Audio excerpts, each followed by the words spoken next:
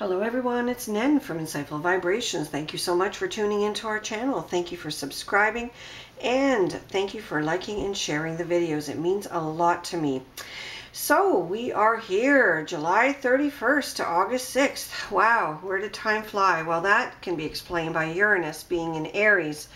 And it won't go into Taurus until partway through 2018. So that means time will seem like it's fleeting the whole period that's left while Uranus is transiting the constellation Aries.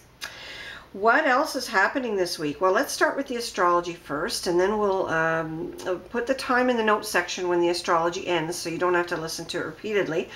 And then we'll get to the zodiac sign. You know, you need to watch the videos for your sun sign, your moon sign, and your rising sign, because these collectively will get you a more comprehensive picture or outlook on the week ahead. And, you know, so once you've watched this whole astrology piece here, with some wisdom from the Buddhism reading cards briefly. Then we'll get to the zodiac sign. You do not have to watch this first piece. Just check the notes section on the bottom. It'll tell you how long I've been talking for, and you can skip that and just go to the balance of the video for the next zodiac sign that you need to watch. So I hope that's clear. And remember, please, that not all comments apply to all people, because there are millions and millions and millions of Aries people and Sagittarians and so on. We cannot, in a general reading, speak to everyone's issues precisely, because those would require an individual reading with the birth time, birth city, and birth date known. But we can make generalizations based on the planetary transits, based on star positions, based on aspects or angles that are formed by stars and planets and asteroids and everything else that carries energy, which is everything else. So this is the part of the reading, of course, that applies to all of us. And we are here in Stoney Creek, Ontario, Canada. So any specific time references will, you know, apply to us here. If you are in a time zone that is a day away, you'll have to account for that by, you know, calculating what day that would apply in your area. So thank you very much to everyone worldwide who's watching this. This is great. Now, what's happening first of all is that we start the week off with, you know, Monday, the sun being in Leo, of course, a nice happy sign, a sign of leadership, courage, drama, a sign of, you know, theatrics, a sign of children, a sign of love. So it's a beautiful, fiery sign that's just a joy. So that is one good thing. But we have the moon in Scorpio, which causes a little bit of, you know, seclusion, maybe a little bit of mystery. Sometimes it helps us to meditate, be silent, go within. So that's a, you know, a part of the week where some of you will enjoy that bright and sunny, cheerful Leo piece, and some of you will just feel more in tune with yourself, your inner self, and you may just opt to stay home alone or work on things that, you know, involve scorpionic kind of activities, solving mysteries or reading a mystery book or even doing divination or, you know, meditation, mediumship, etc.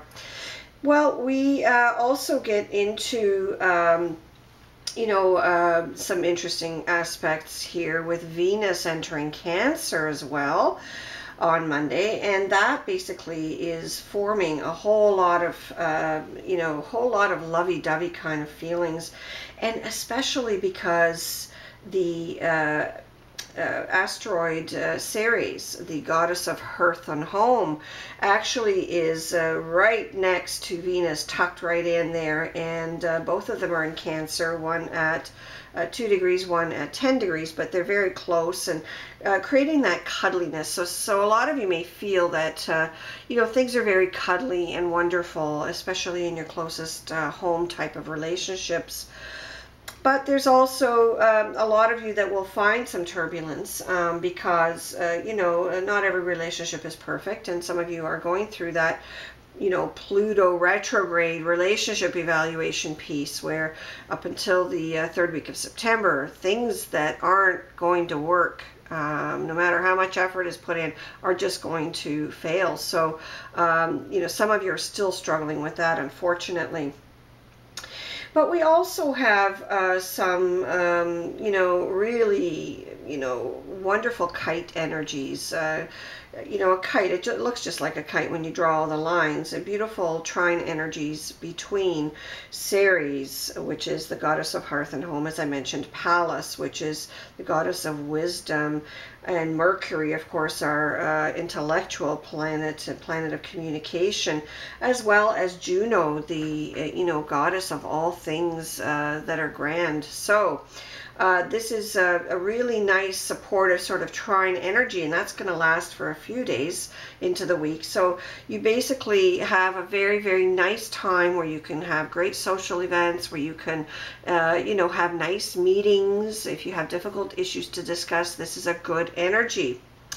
And then we get into, you know, more tense energies on August 3rd, and that is Thursday, August 3rd.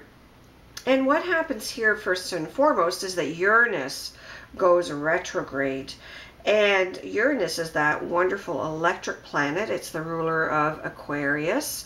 It is a planet that is, you know, able to shock, to create newness, to be very forward in its action, very forward thinking, very futuristic, and you know, very much you know, can shake things up. It's sort of the great transformer. It can shake things up where things are stagnant.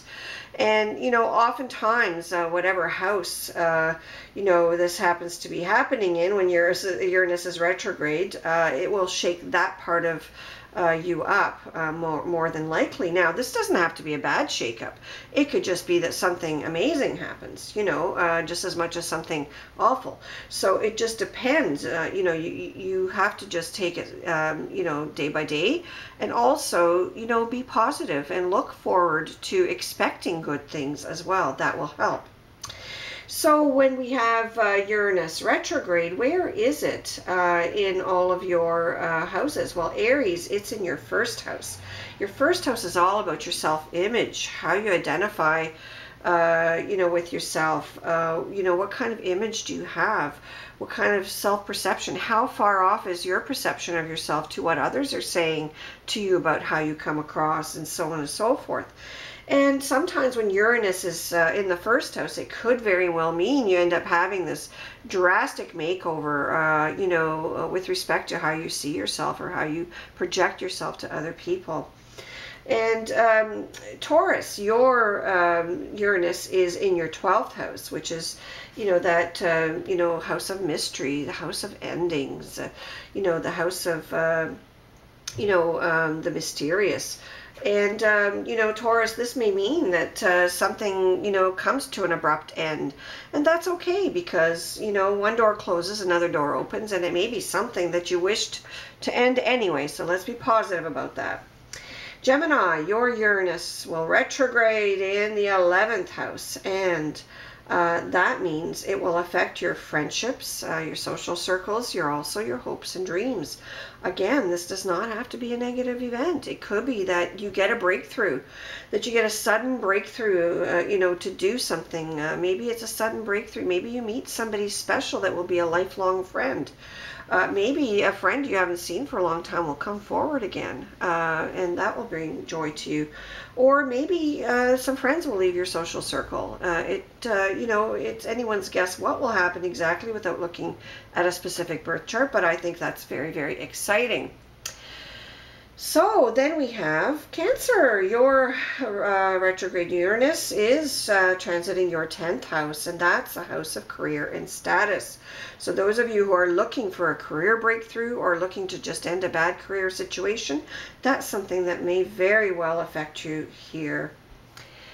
Libra, you have Uranus retrograde in your 9th house, and that is about legal matters, spiritual matters, higher education, as well as legal matters. Oh, I may have said that already, but also long distance travel and relocation. So those are the areas where you may see some kind of a shock or breakthrough in terms of the activities with Uranus retrograde on August the 3rd and going forward. And for you Virgos, it would affect the 8th house. This is other people's money, money you share with other people. Could be estate money, government money, insurance money. It could be your employer's money. All of those things could be affected by the Uranus retrograde for good or for less good. So Libra, Uranus retrograde is happening to affect your 7th house. This is the house of relationships. These are committed relationships. It could be business or personal. So there may be something shocking or transformative that happens in terms of your closest relationships. Scorpio, Uranus retrograde is happening through your 6th house of work and daily routines and health.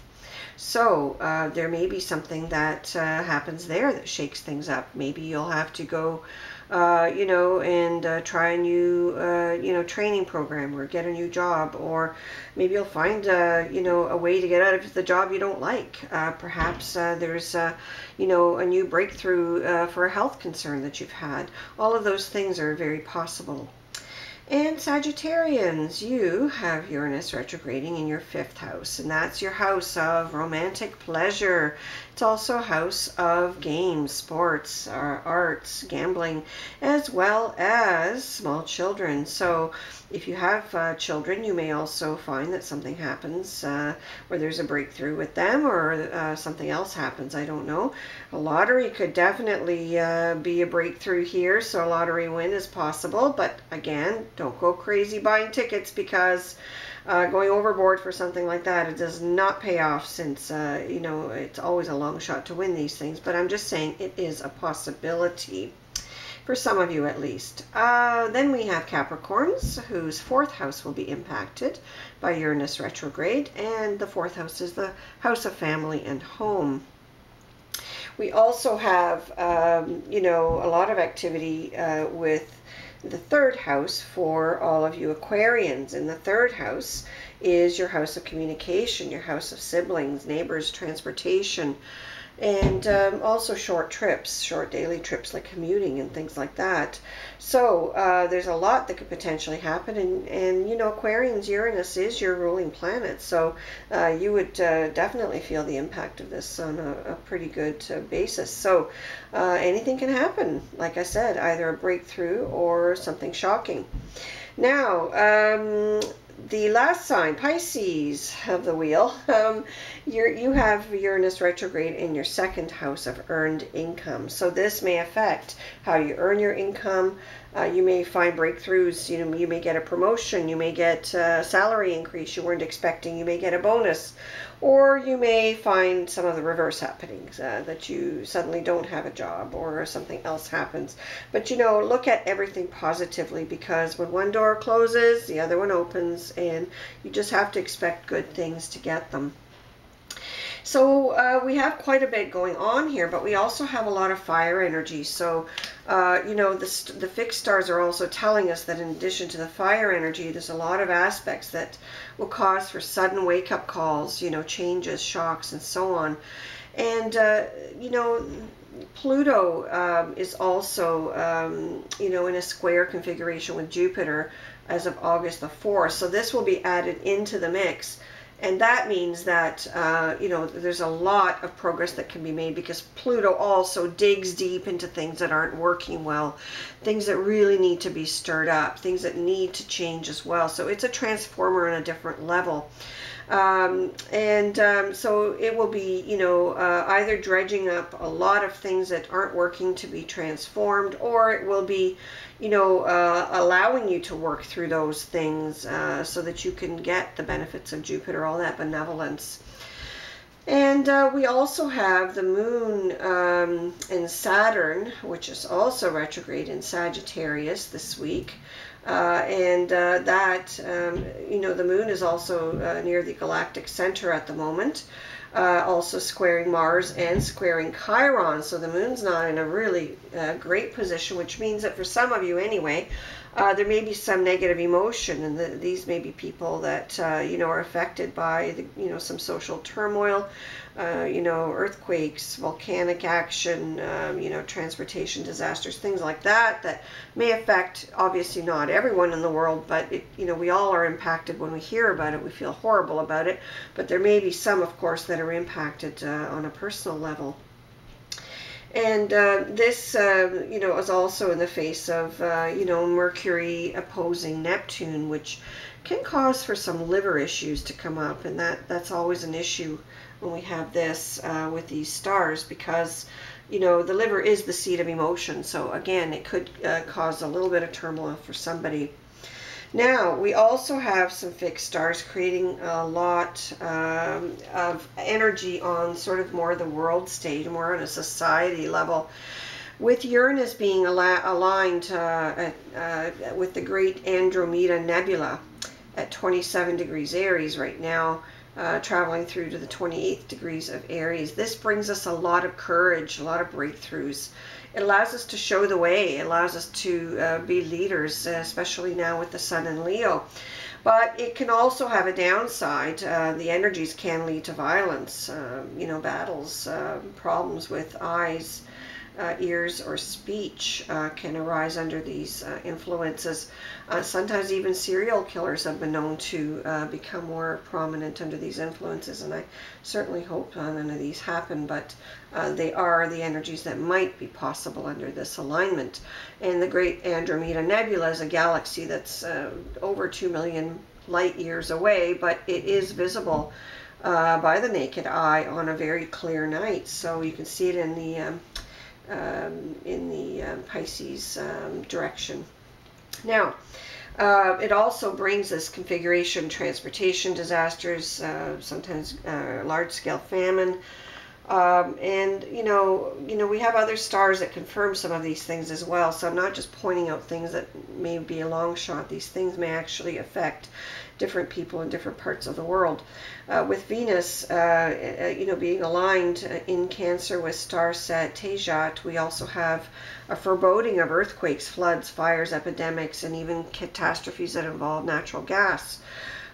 We have Mars, the planet of war, at 6 degrees Leo, also a fire type of energy, and representing with its connection or alignment with Praesepe, cluster in Cancer, floods, you know, any kind of shoreline or harborside, riverside, lakeside kind of disasters. It could also represent toxicity, violent deaths, assassinations, riots, shipwrecks, those kinds of things. So it's got a lot of downside, but it's also, you know, a foreboding of somebody great being born, a great warrior, but a warrior for humanity. So this is a good person, someone who, you know, will really help mankind. And, you know, when we talk about Praesepe, it's a cluster on the shield of the crab, the Cancer constellation, and it is often referred to as the gate of mankind, but because it's believed that one's soul has to pass through here to actually become incarnated as a human being. So it's a very significant passage for everyone, apparently. And then we have Neptune in Pisces, traveling from 11 to 15 degrees, aligning powerfully with Satyshbai. And again, this doesn't bode well for murders, violent intolerance, eruptions of volcanoes, and powerful earth movement. So, unfortunately, we also have the Sun aligning with Minshar at 10 degrees Leo, and that could bring pollution, contamination, fog, storm, again, highlighting transportation mishaps, collisions, crashes, but also aggressive behavior on the roads. So be careful out there. And we have Mercury at 6 degrees Virgo aligning with starset Marusha, which is at the chest of Leo, fire sign. And that means that we may experience storms of incredible intensity. And again, these may not be all in the area in which you live. You may simply hear of them and you know, be struck at how you know, it affects everyone. And also, we're all empaths to a degree, some of us more than others, and that will also be difficult to process when you hear something like this.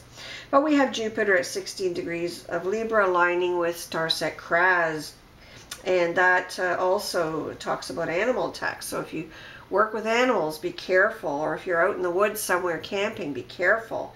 It also talks about, you know, train issues, train accidents and things like that. But it could also mean wide-scale massacres. I hate to be negative, but I'm just telling you what the stars portend, because I presume you want me to give you a truthful forecast here. Again, this is not going to affect everyone in every part of the world, but it is significant for some. but hopefully we'll be able to dodge, these things with positive thinking and by taking care of ourselves. And then we have Saturn at 20 degrees Sagittarius. Saturn has just left our galactic center. That's the center of our galaxy. And it was transiting that for quite a while, but it's now at 20 degrees Sagittarius. And it is aligning with Warjik, W-A-R-J-I-K, and it's a star that is, talking about dangers with negligence, carelessness, fatigue, errors caused by arrogance or overconfidence, just failure to check things. So please, if you're, in control of anything and you need to check, whether things are okay, please do your due diligence, because this is the kind of thing that can be entirely preventable. But the hazard is that, there will be a tendency to be careless and negligent. And then we have the moon at 22 to 25 degrees Sagittarius, so it's approaching the galactic center at the end of the week. And, this could actually be good, because it may signify peace efforts that may be made, but also it confirms, what some of the other stars are portending, which is earthquakes, volcanic eruptions, explosions, fires, poisoning, chemical problems, etc. So not a very pleasant thing when you look up at the stars, the way they're aligned at this time. But again, astrology teaches us that things happen in waves. We have the good times, we have the bad times, and we have to sort of, work through each cycle as best as we can. And then we have Pluto at 15 to 18 degrees in Capricorn, aligning with the star Vega, and that star set is all about kidnappings and arsons and other nasty items. So really we do have quite a bit to contend with. Then we get into next Monday, the 7th, we start getting into eclipse season, and there are 2 in August, and I will talk about those next week, because this week's forecast is already lengthy. So how do we cope with all this? Well, I put out the Buddhism reading cards here. I've drawn 3 cards from this deck by Sofan Chan. It's a beautifully illustrated deck, and the first card I drew was Patience, and Patience talks about, really trying to just be still and wait things out, sort of go with the flow and not try to push things, because when you push things, Newton's first law of physics applies. For every action, there's an opposite and equal reaction. And of course, you get this, tug of war, and it's difficult energy to deal with, and you get more frustrated because nothing's working, because every time you take a step forward and push, you get pushed back, and so on and so forth. So it's better to exercise patience. It's a fine quality. And remember what the Buddha said, at the end of the way is freedom, till then patience. Then we have the middle card is renunciation, and this talks about giving up those things which are no longer useful. And this could relate to possessions. It could relate to emotions. If you're angry and you continue to be angry, guess what? It hurts your liver, it hurts your kidneys, it hurts all kinds of things. And when one organ isn't functioning properly, it doesn't communicate well with another organ, and so on and so forth. So you just create physical problems out of spiritual and emotional issues. So renunciate, means get rid of things that don't serve you well, that are no longer needed, that are no longer serving your higher purpose, your higher evolution. And essentially, this is also to do with relationships that aren't working, jobs that aren't working. I mean, you have to really start making some plans of how you're going to renunciate those struggles that you need to just to stop struggling, because sometimes we struggle and it's just what we end up doing, because we end up enjoying the status quo or not know how to get out of it. So renunciation says, look, just start letting go of those things that aren't useful to you anymore, and things will start to be much better. They'll end up giving you a nice, more neutral platform, rather than one full of emotions that tilt you one way or the other. And then we have the third card, which is energy. And basically this card says that, you have, enough energy to deal with everything that comes at you, but you also have community supports, and this is very important. It's also that, you can remember that, energy work is prayer, it's meditation, it's just being still and listening to your inner intuition. All of those things are reflected by the energy card. And what does that mean? It means that to get through any change period, whether it's a positive or negative period, whether you've just got the biggest breakthrough of your life or you've just got the worst news of your life, you need to remember that to be still is to get insight. To be still is to not act, rashly. To be still is to act with good judgment.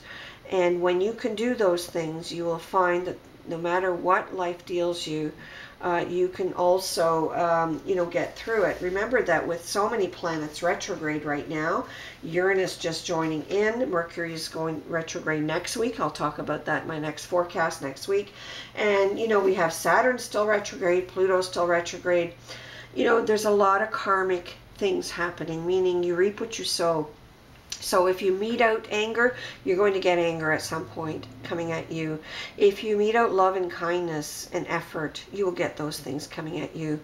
So thank you for listening to this rather long forecast. I hope it's helpful in helping you to understand the energies that you may have to work with this week. And now on to each individual zodiac forecast, and I will put the time in the notes section so you can skip this part when you watch your sun sign, rising sign, and moon sign, whichever it may be, after you've watched this once. You don't need to watch it twice. Have a wonderful week, everyone. Namaste. Hello, Leo, sun sign, moon sign, rising sign, folks. This is your forecast for the week of July 31st to August 6, 2017. We are using the Lenormand Gilded Reverie deck, and I've drawn 7 cards here for you. The tree, the whip, the heart or swans, the storks, the dog, the anchor, and over to the far left, the card that signifies the issues predominating this week or general atmosphere. Those are the birds. Okay, so what do we have going on here? Well, I first of all feel that there's going to be a lot of activity in the family section. This is maybe welcoming in, a newlywed of some kind into your fold, or welcoming in a baby, or even a new pet. So there's all kinds of possibilities for expanding your home. I do feel there's going to be some quick adjustments this week with the whip, because I feel that there's going to be some quick adjustments, but also somebody may decide to move quickly, either move in or move out, but there's all this, quick activity. I also feel with the whip, you have to be careful not to have sort of lover spat, because there's going to be a lot of tension, especially if you're sort of, let's say an example where you're moving into your parents' home with your new, common law spouse or your boyfriend or girlfriend or whomever. And, there's an adjustment for space. There's an adjustment to people's habits and all of those things. And, sometimes tensions can arise from these kinds of things. And, as the anchor shows us, it's not always easy to stabilize situations, but watch your temper. With that, whip, it's easy to get into a lover's spat or even to get into any argument. So just watch out for that, because I do feel that if everyone stays calm, you can find that you have some very new and loyal friends around you. Now, for those of you who aren't in that situation, I do feel that you may be rather quickly turning a friend into a lover, or turning a friend into something much more fun, because I do feel with the dog and the swans there that there is something that is developing between the two of you, that you may have been fostering over working together or just being friends. But I do caution you with the anchor that one thing that you shouldn't share is money at this stage, if you're at that stage, because I do feel that both of you need to regain your sense of independence, even though you're merging as a couple. You really need to take care that, all of those emotions that are there are not leading to overgenerosity, so that you don't possibly overspend on your favorite person, because you never know. You may change your mind down the road and say, you know what, we were great friends and we were better friends than we are together as a couple, so it's just not working out. And if that happens, then you've invested a lot more than just your time. You've invested your money, you've invested your emotions. So just play it easy. Go with the flow. Really assess things and, take one day at a time. But I do feel that the atmosphere is going to be terrific For those of you who are thinking of moving or selling or buying a property, that is definitely in the cards, and the week is very good. You may come up with a very sudden offer that is going to really almost be a surprise, but also be very good. I feel that some of you will move near water. So if you're living, let's say, on the escarpment, you may move down to the lakeside or something like that. I also feel that for some of you, you may find that you know, you have a little bit to say about the neighbors. You know, maybe you're gossiping about them or they're gossiping about you, but really keep it civil, because these people could be very loyal to you. And just you know, remember, everyone's different, and everyone's entitled to live how they wish. And we really shouldn't be critical to the point of being catty. So if you see something out of the ordinary that shocks, just really remember, live and let live. All right, Leo, that's the advice for this week. Have a great one.